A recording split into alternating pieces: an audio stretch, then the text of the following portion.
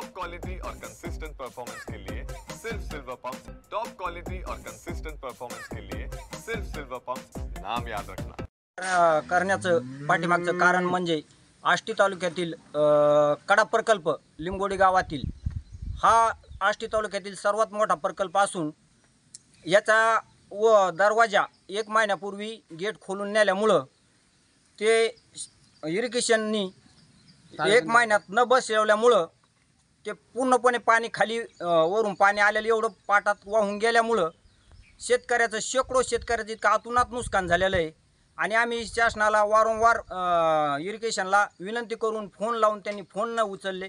15 दिवसाच्या पाठीमागे आम्ही आणून बसवतो, त्यांनी बसवलं नाही आणि न बसवल्यामुळं ते वरून जे पुराचं पाणी वाहून आलेलं आहे ते तलावात आलेलं पूर्ण पाणी पाटातून खाली वाहून पाट फुटला गेला। पाट फुटल्यामुळं शेकडो शेतकऱ्याचं आमचं इतकं अतोनात नुकसान झालं। आमचे ऊस गेले, घास गेले आणि कमीत कमी 7 ते 8 विहिरी पूर्णपणे जवळजवळ 2-2, 3-3, 4-4 परसानी विहिरी बुजून गेल्यात।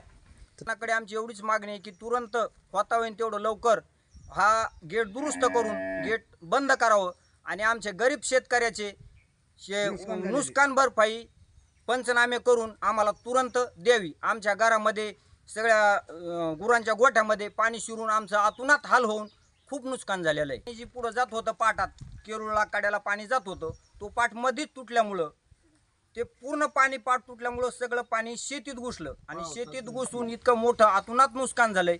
ह्या नुकसानाची आमची दखल शासनाने घ्यावा अशी हात जोडून आमची कळकळीची शेतकऱ्याची विनंती आहे शासनाला। आणि मी इरिगेशन खात्याला वारंवार सांगत होतो, पाऊस अवकाळी चालू झालेला आहे, तुम्ही गेट बसवून घ्या। आम्ही 15 दिवसापासून त्यांना फोन करून सांगतो, साहेब जर अवकाळी पाऊस आला, तलावाला पाणी आलं तर आमच्या शेतीचे नुकसान होईल। तर ते काय त्यांनी आमचं ऐकलं नाही।